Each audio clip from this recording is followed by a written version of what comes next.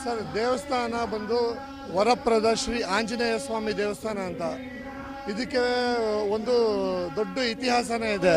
ಇಲ್ಲಿರೋ ಅಂಥ ಆಂಜನೇಯ ಸ್ವಾಮಿ ವಿಗ್ರಹ ಬಂದು ವ್ಯಾಸರಾಯರ ಪ್ರತಿಷ್ಠಾಪನೆ. ಅಂದರೆ ನಮಗೆ ವ್ಯಾಸರಾಯರ ಪ್ರತಿಷ್ಠಾಪನೆ ಅಂದರೆ ನಮ್ಗೆ ಏನು ಅನಿಸುತ್ತೆ ಅಂದರೆ ಅದರಲ್ಲಿ ಅಭಯ ಹಸ್ತ ಇರುತ್ತೆ ಆಂಜನೇಯ ಸ್ವಾಮಿಗೆ, ಹಾಗೆ ಸೌಗಂಧಿಕ ಪುಷ್ಪ ಇರುತ್ತೆ, ಆಮೇಲೆ ಬಾಲ್ಯದಲ್ಲಿ ಒಂದು ಗಂಟೆ ಇರುತ್ತೆ.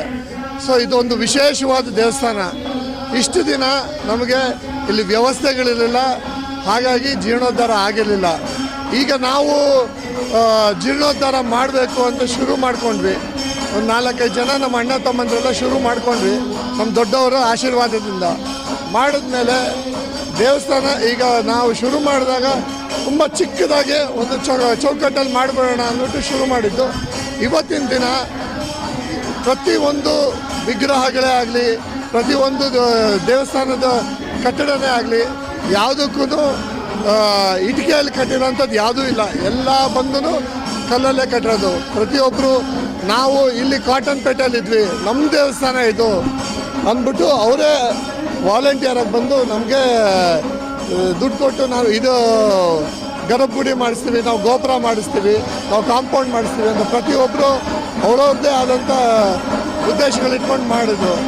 ಹಾಗೆ ಈಗ ಬಂದು ಈ ನವಗ್ರಹ ವಿಗ್ರಹಗಳು ನೋಡಿದ್ರೆ ಇದು ಮೈಸೂರಲ್ಲಿ ಅರುಣ್ ಯೋಗಿರಾಜ್ ಅವರ ಬ್ರದರ್, ಅಂದರೆ ಅವ್ರ ಅಣ್ಣ ಸೂರ್ಯಪ್ರಕಾಶ್ ಯೋಗಿರಾಜನವ್ರು ಮಾಡಿರೋದು. ಅಂದರೆ ಇದ್ರ ವಿಶೇಷತೆ ಏನು ಅಂದರೆ ಇಲ್ಲಿ ಇಷ್ಟು ದೊಡ್ಡ ನವಗ್ರಹ ಎಲ್ಲೂ ಇಲ್ಲ. ದಂಪತಿ ಸಮೇತ ವಾಹನ ಸಮೇತ ಮಾಡಿದ್ದೀವಿ. ಹಾಗೆ ಈ ಶ್ರೀರಾಮನವಮಿಗೆ ಈ ಕೊನೆಯಲ್ಲಿ ಅಂದರೆ 3 ರೋಡ್ ಸೇರೋ ಜಾಗದಲ್ಲಿ ಒಂದು 13 ಅಡಿ ಆಂಜನೇಯ ಕೃಷ್ಣಶಿಲೆ, ಅಂದರೆ ಎಲ್ಲಿ ರಾಮನ ಇದು ಅಯೋಧ್ಯ ರಾಮನ ಕಲ್ಲು ಸಿಕ್ತೋ ಅದೇ ಜಾಗದಲ್ಲಿ ತಗೊಂಡು ಇವತ್ತು ನಾವು ಕೃಷ್ಣಶಿಲೆಯಲ್ಲಿ ಆಂಜನೇಯ ಮಾಡ್ತಾಯಿದ್ದೀವಿ. ಅದನ್ನು ಸೂರ್ಯಪ್ರಕಾಶ್ ಯೋಗಿರಾಜ್ ಅವರೇ ಮಾಡ್ತಾ ಇರೋದು. ಸೊ ಇದಕ್ಕೆ ನಾನು ಈ ದೇವಸ್ಥಾನದಲ್ಲಿ 48ನೇ ಇಸ್ವಿಯಲ್ಲಿ ಕಾಲಿಟ್ಟಿದ್ದು. ಈ ಪೂಜೆ ಎಲ್ಲ ಮಾಡಿ ಆಮೇಲೆ ಬರ್ತಾ ಏನಾಗೋಯ್ತು, ಸೋರಕ್ಕೆ ಶುರು ಆಗೋದೇ ಶಾಕ್ ಹೊಡಿಯೋಕೆ ಅವಾಗೆಲ್ಲ ಸೇರಿ ಇದನ್ನೆಲ್ಲ ಹೊಡೆದಾಕಿ ಹುಡುಗರೆಲ್ಲ ಸೇರಿ ರಾತ್ರಿ ಹಗಲು ಸೇರಿ ಕಟ್ಟಿ ಇಷ್ಟು ಮಾತ್ರ ಮಾಡಿದ್ದೇವೆ. ಇದು ಭಾಳ ಪುರಾತನ ಆಂಜನೇಯ ಇರೋದು.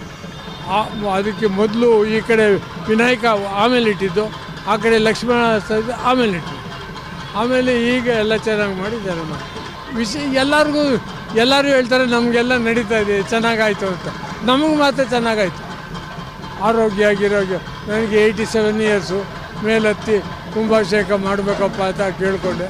ಫಸ್ಟ್ ಕ್ಲಾಸಾಗಿ ಮೇಲೆ ಹೋಗಿ ಕುಂಭಾಭಿಷೇಕ ಮಾಡ್ಕೊಂಡು ಬಂದೆ.